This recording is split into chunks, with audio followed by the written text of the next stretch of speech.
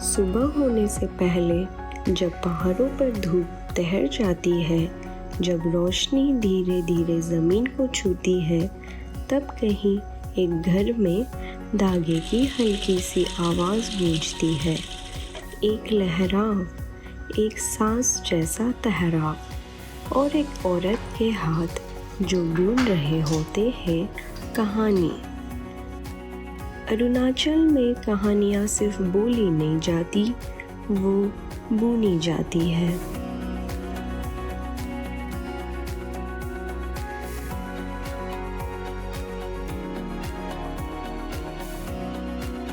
Hi everyone, आप देख रहे हैं episode 2 one purpose many paths, यानी एक उद्देश्य और उसे पाने के लिए अलग अलग रास्ते।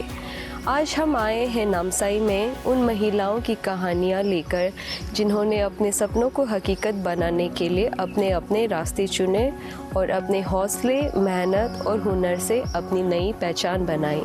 तो आइए देखते हैं नामसाई की उन महिलाओं की कहानी।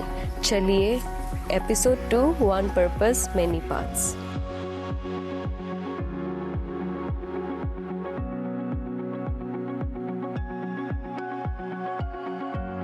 दो जिंदगियां, दो जगह, दो अलग सफ़र, एक नामसाई में, एक तेजू में। दोनों बुन रही है मगर कपड़ा अलग है, पर मकसद एक ही है।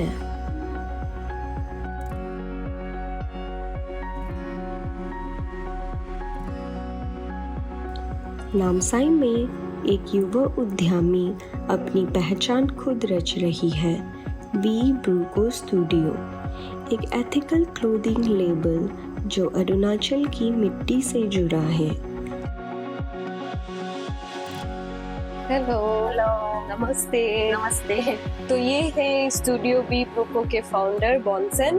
तो आप हमें अपने बारे में कुछ बताइए। नमस्ते, मेरा नाम बॉन्सन है। मैं बी ब्रूको स्टूडियो की फाउंडर हूँ। मैं यहाँ महादेवपुर अरुणाचल में रहती हूँ और हमारा स्टूडियो 2022 में ओपन हुआ था। तो आइए आपको दिखाते हैं।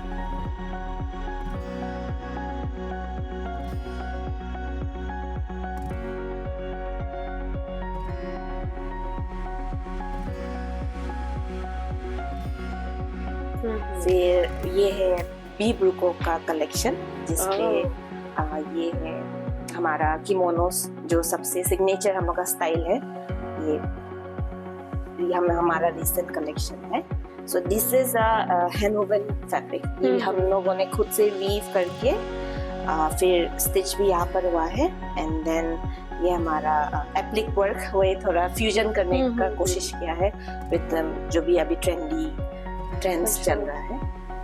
इनफैक्ट ये मैंने ये जो कपड़े पहना है ये भी बी ब्रूको स्टूडियो से ही है। जी जी, आप ट्राई कर सकते हैं।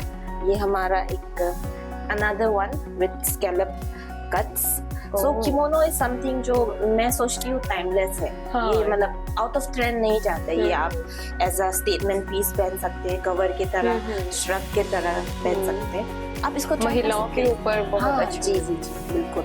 आप ड्रेस से लेकर पैंट्स, स्कर्ट, किसी के ऊपर भी पहन सकते हैं। तो ये भी हमारा हैंड वोवन मटेरियल ही है। इस पर जैसे कि आप देखते हैं एप्लिक वर्क किया हुआ ही है। तो थोड़ा थोड़ा मॉडर्न एलिमेंट्स लेते हैं विद फ्यूजन। मतलब हमारा ट्रेडिशनल टेक्सटाइल में इन्फ्यूज कैसे करते हुए, डिपेंडिंग ऑन द थीम। तो बी ब्रूको, मेरा नाम एक्चुअली बॉन्सन ब्रूको है, तो उसी पर ही मैंने नाम रख दिया। एंड स्टार्ट क्यों किया, बिकॉज मुझे पहले से कपड़ा बनाने का बहुत शौक है। एंड आई लाइक यहाँ क्यों स्टार्ट किया अगर बोलूँ तो हमारा जो ट्रेडिशनल वीविंग कल्चर है उसको मैं थोड़ा प्रमोट करना चाहती थी अपने स्टाइल में। तो वही है, हमारा ट्रेडिशनल तरीका से मॉडर्न के साथ कैसा फ्यूजन हो सकता है, तो कोशिश किया अपने कलेक्शंस में लाने का। And then we also like हम लोग ड्रेसेस भी बनाते हैं, बट हमारा ड्रेसेस ओवरसाइज होते हैं। सो ओवरसाइज गारमेंट्स का भी एक वो है, it is approached as like sustainable approach मानते हैं ओवरसाइज गारमेंट, बिकॉज आपका वार्डरोब में अगर आप टाइट कपड़ा पहनते हैं तो जल्दी छोटा होता है, आप जल्दी डिस्कार्ड करते हैं। तो मैं पर्सनली मेरे डिजाइन्स को हमेशा ओवरसाइज बनाती हूँ, सो दैट वो आपका every season, every body size, every body type में फिट होगा। तो ये ड्रेसेस है, देन स्कर्ट्स है, देन किमोनोस, तो एज यूजुअल वो भी ओवरसाइज ही है और यूजुअली बड़ा ही पहनते हैं। सो ये हमारा कलेक्शन है, ये एक हमारा सिस्टर ब्रांड है लिट्स कलेक्शन करके। इस पर बेसिकली हम लोग गले रेपर सेट्स और ऊपर में किमोनो ऐसा बनाते हैं। तो ये इस पर हम लोग लेकिन वेराइटीज ऑफ टेक्सटाइल यूज करते हैं, खादी से लेकर हैंड वोवन से लेकर बाटिक, कांथा, सब तरीके का जितना भी इंडियन टेक्सटाइल्स हम लोग यूज करते हैं। जैसे कि हमने आपको बताया, बी ब्रूको सिर्फ एक ब्रांड नहीं बल्कि एक होम ग्रोन सोच है। और बॉन्सेन जी से उनके सफ़र को जानने के बाद आइए चलते हैं उस जगह जहां उनके सपने रूप लेते हैं, उनके वर्कशॉप में, जहां हर स्टिच के साथ एक कहानी भी बुनी जाती है। ये हमारा प्रोडक्शन रूम है, यहाँ पर स्टिचिंग से लेकर weaving and also hand embroidery भी होता है।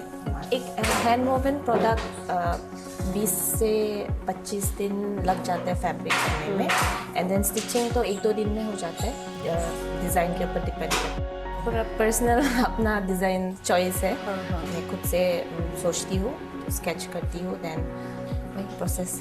डाइंग और वीविंग भी यही होता है? हाँ जी, वीविंग यहाँ होता है। यार्न्स हम लोग बाहर से सोर्स करते हैं।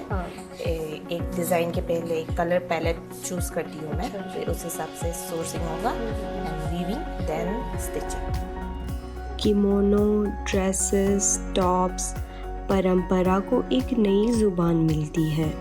फास्ट फैशन के दौर में वो धीरे चलना चुनती है, हर स्टिच जिम्मेदारी के साथ, ऑर्गेनिक, एथिकल, सस्टेनेबल। और इस सफ़र में वो अकेली नहीं है। स्थानीय महिला वीवर्स के साथ वो सिर्फ कपड़े नहीं, एक कम्युनिटी बुन रही है।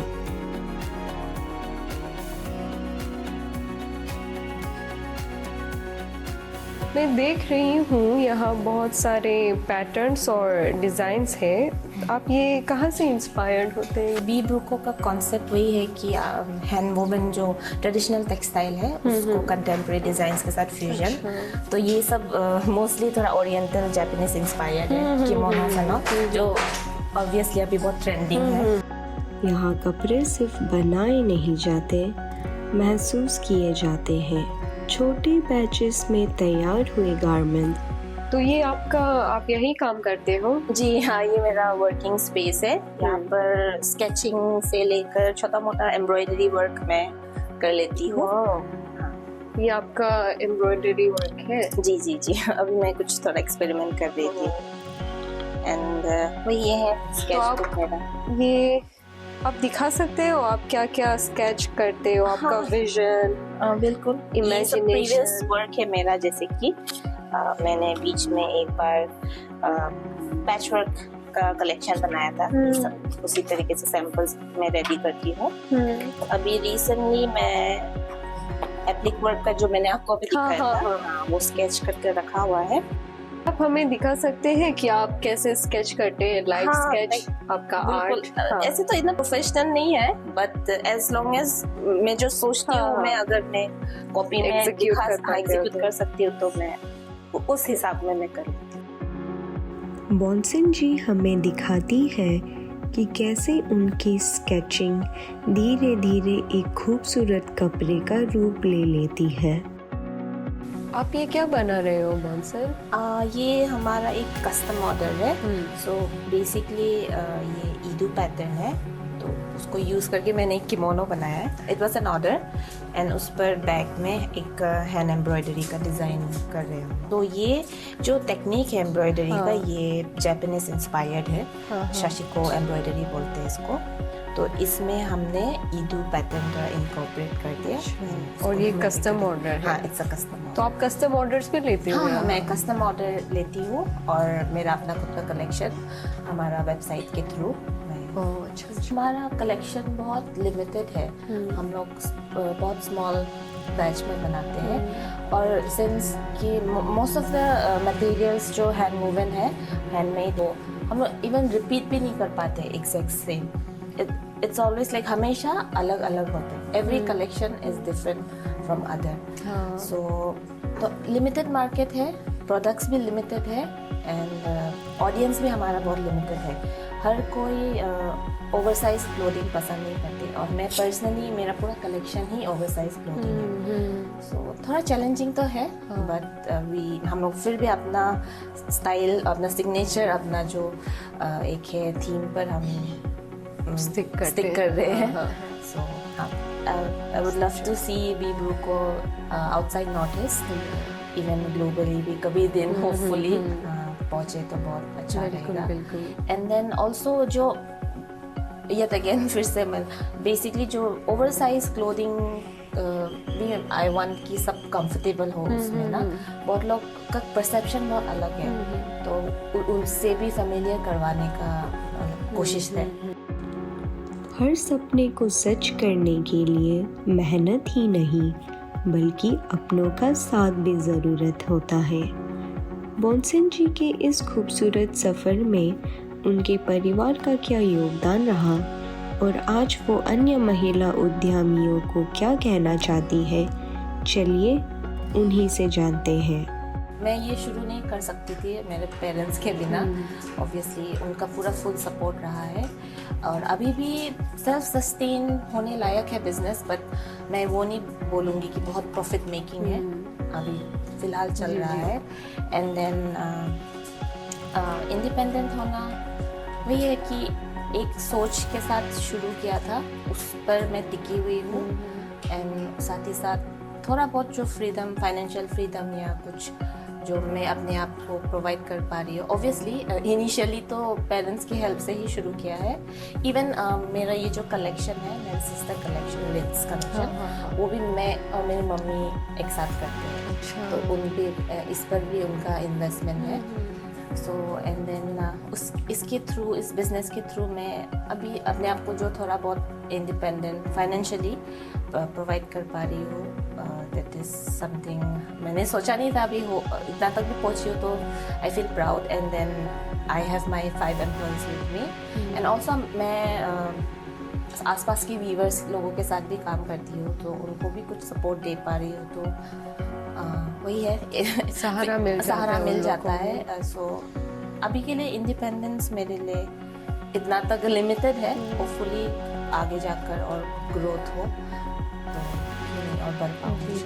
आप खुद के आइडियाज़ को लेकर भी यहाँ एग्जीक्यूट कर पा रहे हो? मैं आई वॉज नॉट श्योर, मतलब मुझे पता नहीं था कितना मतलब सपोर्ट मिलेगा, कितना लोग प्यार करेंगे मेरे डिज़ाइंस को। ऐसे तो यहाँ पर इतना सिंस थोड़ा ग्लोबली इंस्पिरेशन लिया है मेरा जो थीम या डिज़ाइंस वगैरह, तो लेकिन यहाँ पर काफ़ी अच्छा रिस्पॉन्स मिला है, स्पेशली इन अरुणाचल। वो लोग थोड़ा एक्सपेरिमेंटल भी है, तो आई एम ग्लैड कि मैं यहाँ पर शुरू कर पाई हूँ।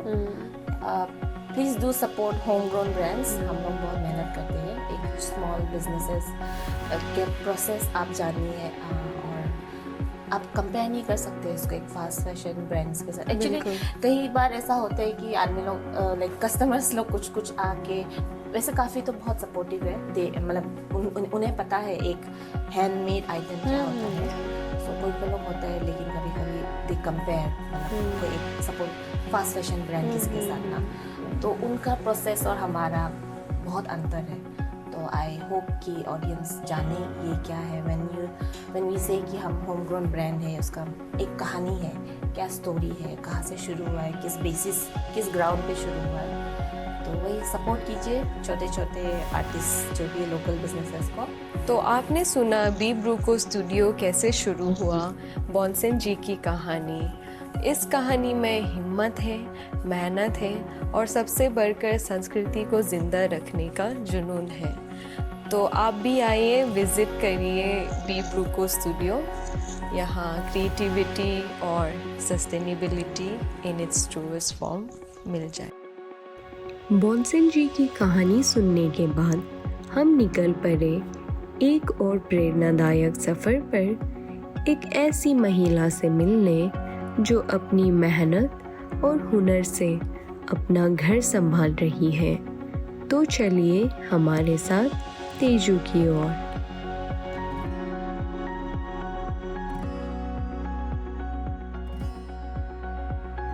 धागा अपना रास्ता खुद नहीं चुनता, उसे हाथ दिशा देते हैं। जिंदगी ने उसे तोड़ने की कोशिश की पर वो टूटी नहीं। वो एक माँ है, एक विधवा है और एक मजबूत औरत है। उसका कारगाह ही उसकी आवाज़ है। वो गाले बुन रही है, पारंपरिक रैप। हर धागे में यादें हैं। अपने छोटे बच्चे के साथ वो रोज़ एक नई लड़ाई लड़ती है। कभी स्वेटर बुनती है, कभी गाले। ये सिर्फ रोज़गार नहीं, ये उसका स्वाभिमान है। वो सिर्फ जी नहीं रही, वो अपनी ज़िंदगी दोबारा बुन रही है। नमस्ते, आज हम हैं बेकुलियांग तेजू पे। मिलिए मेरे बिल्लाई जी से, जो अपनी कहानी बताएंगे, जो अपनी संघर्ष को अपना ताकत बनाया और हुनर से नई पहचान दिया। तो बिल्लाई जी, आप अपने बारे में कुछ बताइए। तेजू से आने के लिए आपको धन्यवाद ना। तो हम बेदागुम से आए हैं बेकुलियांग में। मेरा नाम है बांग्लो बिलाई। तो हम जो है वो फ्रांस में वो किए ना, ऐसे जोला छोटा मोटा से शुरू किए ये बनाने के लिए ना। तो फ्रांस में ऐसे जोला ऐसे छोटा वाला बना के खराब हो गया था, तो नहीं हुआ तो फिर लास्ट में फेंक दिया उसको ना। तो फिर लास्ट में तानने शुरू किए।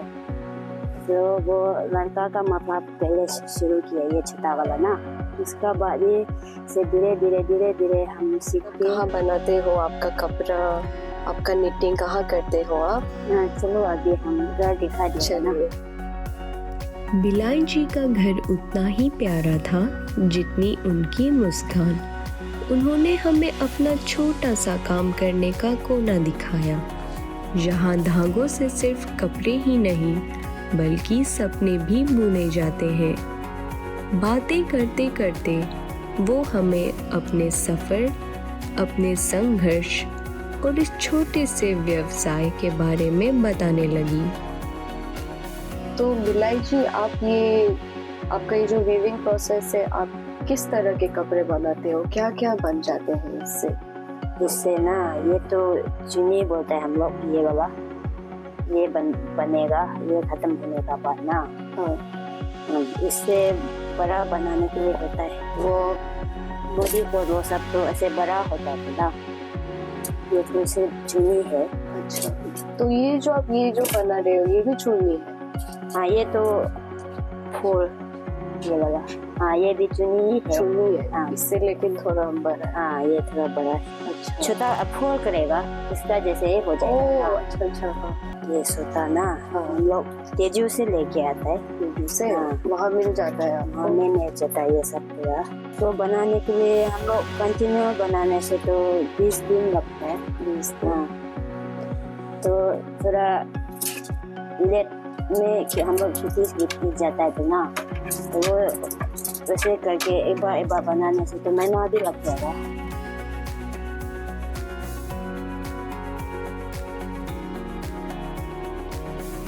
बना के वहाँ में वो बिक्री करते हैं से ना। चीनी का तो कोई तो 1000 ही देता है। हम लोग तो ज़्यादा भी नहीं बनाता है ना, ऐसे 1-2 थू बना के दुकान में दे देता है। हाँ, दुकान वाला तो कभी कभी एक थू करके देने से भी वो लोग वो कर देता है। अभी तो खेती वो सब करने के लिए भी वो नहीं है तो ना, हस्बैंड भी गुजर गया तो नहीं है, तो ये सब भी चलाना पड़ेगा होगा अभी तो ना। पहले में भी बनाने के लिए तो बनाता है, जैसे कोई कोई तो ऑर्डर देने से बनाता है, वो सब बना के घर परिवार चलाता है थोड़ा थोड़ा करके ना। अच्छा, तो बस आप मार्केट में नहीं बेचते हो, ऑर्डर भी आता है? हाँ, कभी कभी ऑर्डर देता है 1-2 आदमी, कभी कभी तो दुकान में भी ऐसे 3-4 तो डिमांड देता है ना। और आपका परिवार में कौन कौन सदस्य है? अभी ना बेटा 1 ठो, बेटी 1 ठो, उसका बाद ससुर बुढ़ा ससुर बुढ़े, तो आप 5 लोग। बिलाई जी, आपका गांव तो बेदा गांव इतना दूर है तेजू से, मेन टाउन से, तो ये सब आप जो कपड़ा बनाता है आप कैसे बेचते हो इतना दूर मार्केट में? आप जाते हो या फिर लोग आते हैं खरीदने? ये थे ना, तो हम लोग ये बेदागम से बिखुलंग होके आता है ना, तो यहाँ से वो गाड़ी में जाता है, वो लोग खुद तो नहीं आता है ना, हम लोग सुमो में जाके वहाँ में मार्केट जाता है, फिर वहाँ आप दुकान पे बैठ जाते हो? हाँ। बिलाई जी बड़े ही खूबसूरत अंदाज और बारीक नज़ाकत के साथ बना रही हैं। उनके हुनर को देखकर हमसे भी रहा ना गया, तो क्यों ना हम भी इस कला को थोड़ा सा आजमाएं। चलिए देखते हैं कैसे तैयार होते हैं ये खूबसूरत सी कपड़े। हमको पाँव सीधा रखना है ना? सीधा रखो, इसको उठाना पड़ेगा। हाँ, ये सबको भी ध्यान करना पड़ेगा। इसको ना हम लोग ऐसे करते हैं ना, यहाँ में बांधता है। अच्छा, असली में तो ये यहाँ में वो लगा है ना, अभी तो वो वाला भूल गया। तो आपका दिन भर कमर दर्द भी होता होगा? हाँ, बड़ा होने से तो देता है, ऐसे करना पड़ेगा, थोड़ा टाइट से भी होता है। हाँ, टाइट से। इसको खींचेगा। हाँ, ऐसे करो। अभी आप बताइए क्या करना है? अभी ना इसको ऐसे कीजिए, उसके बाद इसको ऐसे कीजिए, कमर को थोड़ा ढीला करना पड़ेगा। ढीला करो? हाँ, ओ, ऐसे करके। ओ, इसमें कमर का भी हाँ, काम हो जाता है। है। उसके बाद ये वाला भूसा वहाँ से, हाँ, ये हाथ कहाँ से? ऐसे करो, जैसे उठाओ, जैसे नीचे का नहीं आना है। अभी ऐसे करो, ये पूरा इसको भी खींचो सबको एक साथ। अभी जोर से नहीं, अभी बेचने के लिए खराब तो नहीं कर रहा है ना? बेचो। हाँ, उसके बाद ऐसे इसको ऐसे करो, हाँ, ऐसे करो, ऐसा। हाँ, उसके बाद ये वाला इसको निकालो। हाँ, निकाल के यहाँ से घुसाओ, दिखाई इसमें देता तो है? आंख भी बहुत तेज होना पड़ता है। दिखाई देगा, आराम से घुसाओ। कौन सा धागा ऊपर नीचे? हाँ, ऊपर ठीक है ना? हो जाएगा। नीचे का भी ले रहा है क्या? हाँ, नीचे का ये वाला ऊपर का है ये। हाँ, अभी घुसा, हाँ, हो गया। हुआ? अभी ऐसे करो, अभी इसको ऐसे करो, ऐसे। अभी ये वाला घुसा, रिलैक्स। कहाँ से घुसा? यहाँ से घुसा, लू हम हाथ से? ऐसे करो, ऐसे गिरा। ओ,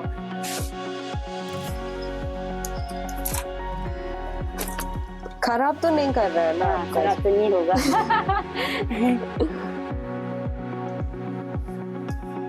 अभी उसको ज्यादा मत पानो, अभी ऐसे करो, ऐसे करके ना। बाप रे, अभी इसको ऐसे लगाओ, बहुत टैलेंटेड हो तो आप, तब तो आपको पता है कहाँ से घुसाने से कैसा हाँ वो डिजाइन बनेगा। हाँ, वो तो ये वाला बड़ा है तो ना, ये तो नहीं जाएगा। और ये एक बनाने में आपको 20 दिन लग जाता है। हाँ, कंटिन्यू तो वैसे ही होगा। हाँ। तो कंटिन्यू नहीं बनाने से 1 महीना भी हो जाएगा। उससे हम ये सीखने के लिए अलग जगह तो नहीं किए ना, ऐसे बस्ती में ही वो सीखने के लिए ऐसे आंटी लोग भी पहले में वो बना रहा था ना झूला वो सब, तो हम भी ऐसे करेगा बोल के मन लगाए है। तो आंटी लोग को पूछ के थोड़ा थोड़ा से बनाया ना। अभी कितना साल, 5 साल हो रहा क्या ये बनाया। 5 साल हो गया। मतलब आपने 2021 से ऐसा शुरू किया होगा? हाँ वैसे किया। अच्छा, तो आप जब सीख रहा था आपको एक बार में आप पकड़ लिया कि क्या क्या करना है ना? आपको टाइम लगा था करने? ये जो है ना ऐसे तानने के लिए, ये सब तानने के लिए होता है तो ना। हाँ। तो ये धागा तानने के लिए तो ज्यादा देर नहीं लगा है, सिर्फ ये डिजाइन बनने के लिए। अच्छा। ये तो 5 महीना 6 महीना कंटिन्यू वो ट्रेनिंग किया ना, तब ये वाला अकेला में भी ऐसे उठाते रहते हैं। और ये डिजाइन सिर्फ ये करते हो ना, अलग डिजाइन भी आप बनाते हो? कुछ ये फूल ऐसा? अलग भी हो जाएगा, होगा अलग भी करता है, ऐसे बड़ा बड़ा ये सब भी बना। हाँ वो सब फूल भी बना। तो आप इसके अलावा और कुछ भी करते हो अपने रोजी रोटी के लिए, ना बस ये नहीं करते हो? छोटा सा वो नीटिंग भी करते हो, दिखाइए हमें। तेजू में बिलाई जी से हमें ये जानने को मिला कि वो सिर्फ वीविंग ही नहीं बल्कि निटिंग भी करती है। सेल्फ हेल्प ग्रुप की मदद से वो निटिंग मशीन के ज़रिए टोपी, मफलर और बच्चों के कपड़े तैयार करती है। इन्हीं हाथों की मेहनत से उनका घर चलता है और जिंदगी आगे बढ़ती है। यहाँ क्या क्या है आपके साथ निटिंग का प्रोडक्ट्स? ये सब आपने बनाया? हाँ निटिंग करके? हाँ ये बैग भी? हाँ, ये बैग भी बना रहे। ये हम लोग टीचर जी की तरफ से वो मंगाया है ना, तो ये दीदी लोग ने वो किया है ना। दीदी आप यहाँ आ जाइए। ये नीटिंग मशीन है जो हम लोग दीदी लोग यहाँ में, हम लोग 15 दीदी कुछ हम लोग यहाँ नीटिंग करता है। हम लोग एक PLF है, PLF का नाम है ताहिर PLF ना। हाँ, प्राइमरी लेवल फेडरेशन। तो हम लोग को वहाँ में 7-8 ग्रुप है SHG का, तो वहाँ से हम लोग सब ग्रुप से एक एक करके हम लोग ये ट्रेनिंग सीखा है। तो आप दिखा सकते हो क्या अभी ये कैसे काम करता है? हाँ जरूर दिखा सकते हैं हम। हाँ।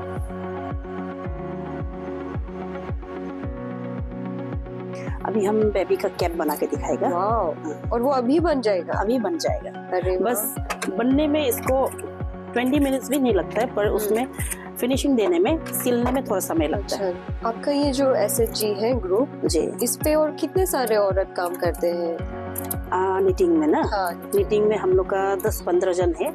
जैसे कि सीखने के लिए दीदी लोग सीखा था, पर सब लोग मशीन खरीद नहीं पाया ना। पर वो लोग मशीन नहीं खरीदने से भी मिल के भी करने वाला भी है। हाँ। 2 जन मिल के करने वाला 10-15 जन हम लोग दीदी लोग है। मशीन इजी तो है, पर इसमें भी लगता है एकदम ठंडा दिमाग ना। इजी तो मफलर और ये बच्चा का वो लोग इजी है, बाकी सब में थोड़ा काउंटिंग है। आप लोग सिर्फ बच्चा का बनाते हैं? बच्चा का बनाता है, बड़ा का बनाता है, कार्डिगन बनाता है ना, और स्वेटर्स लोग फुल हाफ सब बनाता है। इससे बना के फोल्ड करके अभी ये बिलाई जी ने हमें अपना खेत भी दिखाया।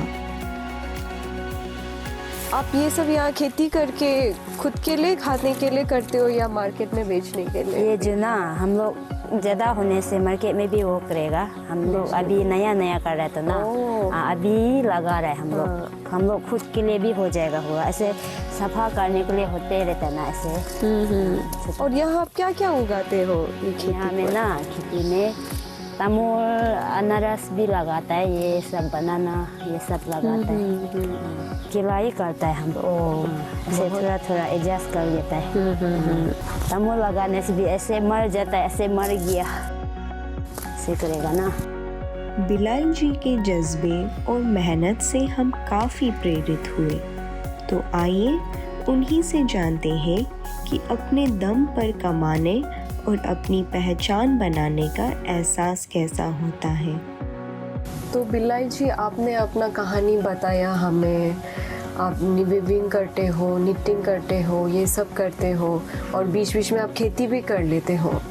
तो इतने सारे काम एक साथ, और आप अपने दर्शकों को क्या बोलना चाहते हो जो मुश्किल घड़ी से गुजर रहे हैं, और आप 2 बच्चे को भी संभाल रहे हो साथ साथ। तो ये सब क्या मायने रखता है आपके लिए, खुद का दम पे पैसा कमाना, ज़िंदगी चलाना? तो पहले में तो कुछ भी नहीं करता ना, तो अभी से तो ये बिगिन करके निटिंग ये सब में पैसा थोड़ा थोड़ा आता है ना, ये सब से ऐसे घर थोड़ा थोड़ा करके और एडजस्ट कर लेता है।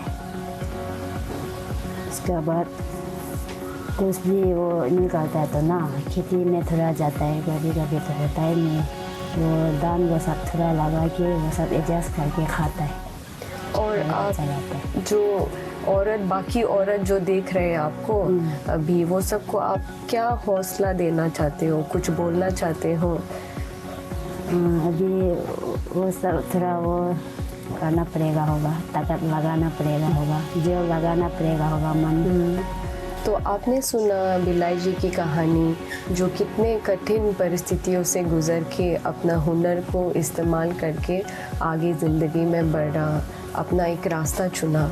तो बिलाई जी, धन्यवाद, आप हमें अपना कहानी बताया। धन्यवाद। धन्यवाद।